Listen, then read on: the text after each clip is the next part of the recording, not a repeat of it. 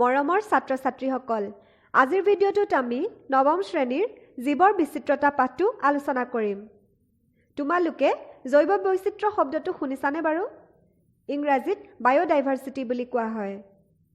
এই জৈৱ বৈচিত্ৰ্য শব্দটো জীৱ আৰু বিচিত্ৰতা এই দুটা শব্দৰ সমষ্টি।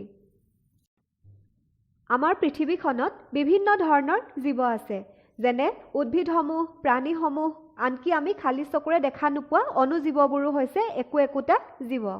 প্ৰত্যেকটো জীৱই ইটোৰ লগত সিটোৰ কম বেছি পৰিমাণে পাৰ্থক্য আছে। এয়াই হৈছে বিচিত্ৰতা বা ভিন্নতা বা ডাইভাৰ্চিটি। এই জীৱসমূহৰ অধ্যয়নৰ সুবিধাৰ বাবে জীৱবিলাকৰ শ্ৰেণী বিভাজন কৰা হৈছে। জীৱবিজ্ঞানীসকলে জীৱ জগতখনক কিছুমান ৰাজ্যত ভাগ কৰিবলৈ চেষ্টা কৰি আহিছে।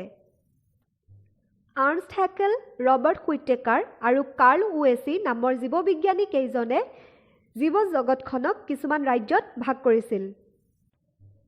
ৰবাৰ্ট হুইটেকাৰে জীৱ জগতখন 5টা ৰাজ্যত বিভক্ত কৰিছে।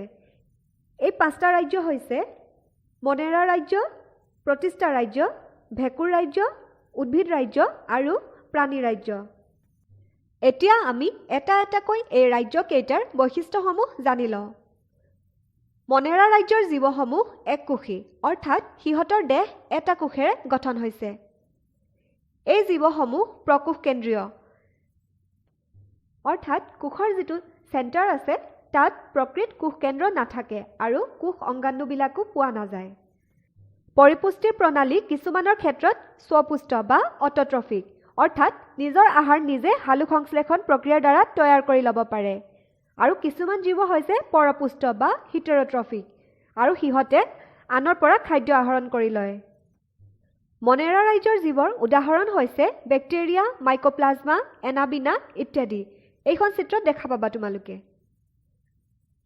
এই জীৱবোৰ আমি অনুবীক্ষণ যন্ত্ৰৰ সহায়তহে দেখা পাব পাৰোঁ, কাৰণ ইহঁত বহুত সৰু হয় আৰু যিবোৰ আমি খালী চকুৰে দেখা নাপাওঁ। মনেৰাৰ পিছত আছে প্ৰতিষ্ঠা ৰাজ্য। এই জীৱসমূহ সংকোষ কেন্দ্ৰীয় আৰু এককোষী। পৰিপুষ্টি প্ৰণালী স্বপুষ্টও হ'ব পাৰে বা পৰপুষ্টও হ'ব পাৰে।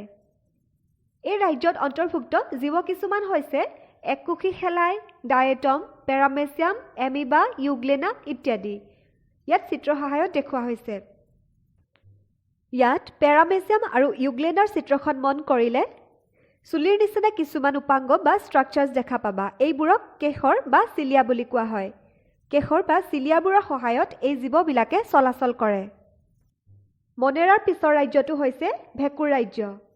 এই ৰাজ্যৰ জীৱসমূহ সংকোষ কেন্দ্ৰীয় কোষেৰে গঠিত, অৰ্থাৎ ইহঁতৰ প্ৰকৃত কোষ কেন্দ্ৰ লগতে কোষ অংগাণুসমূহ পোৱা যায়। ইহঁতক মৃতজীৱী বুলি কোৱা হয়, কাৰণ ইহঁতে গেলা পচা মৃত জীৱবোৰৰ পৰা আহাৰ আহৰণ কৰে। এই জীৱবিলাকৰ কোষবেৰখন কাইটিনেৰে গঠিত। ইহঁত এককোষীও হ'ব পাৰে বা বহুকোষীও হ'ব পাৰে। কিছুমান জীৱ জীৱন চক্ৰৰ এছোৱা কালত এককোষী হৈ পিছত বহুকোষীয় ৰূপলৈ পৰিৱৰ্তন হ'ব পাৰে। এছপাৰজিলাছ, পেনিচিলিয়াম, কাঠফুলা আদি হৈছে ভেঁকুৰৰ উদাহৰণ। উদ্ভিদ ৰাজ্যৰ জীৱসমূহ বহুকোষীয় আৰু সংকোষ কেন্দ্ৰীয়। উদ্ভিদবোৰ স্বপুষ্ট, অৰ্থাৎ ইহঁতে পত্ৰহৰিতৰ সহায়েৰে সালোকসংশ্লেষণ কৰিব পাৰে বা নিজৰ আহাৰ নিজে প্ৰস্তুত কৰি ল'ব পাৰে। উদ্ভিদসমূহত কোষবেৰ থাকে। আমাৰ চাৰিওফালে থকা গছ, লতা, ফল, ফুল ইত্যাদি সমূহক আমি উদ্ভিদ ৰাজ্যত অন্তৰ্ভুক্ত কৰিব পাৰোঁ। আৰু এটা ৰাজ্য হৈছে প্ৰাণী ৰাজ্য। এই ৰাজ্যৰ জীৱবিলাকৰ কোষবেৰ নাথাকে। জীৱবোৰ সংকোষ কেন্দ্ৰীয় কোষেৰে গঠিত আৰু ইহঁতৰ আটাইবিলাকেই পৰপুষ্ট বা খাদ্যৰ বাবে আনৰ ওপৰত নিৰ্ভৰ কৰে। পোক পতংগ, চৰাই চিৰিকটি, মাছ কাছ, আমি মানুহবোৰো এই ৰাজ্যৰ অন্তৰ্গত জীৱ। এই 5টা ৰাজ্যত ৰবাৰ্ট হুইটেকাৰে জীৱ জগতখন বিভক্ত কৰিছে। পিছৰ ভিডিঅ'টোত আমি উদ্ভিদ ৰাজ্য আৰু প্ৰাণী ৰাজ্যৰ বিষয়ে বহলাই আলোচনা কৰিম। ধন্যবাদ।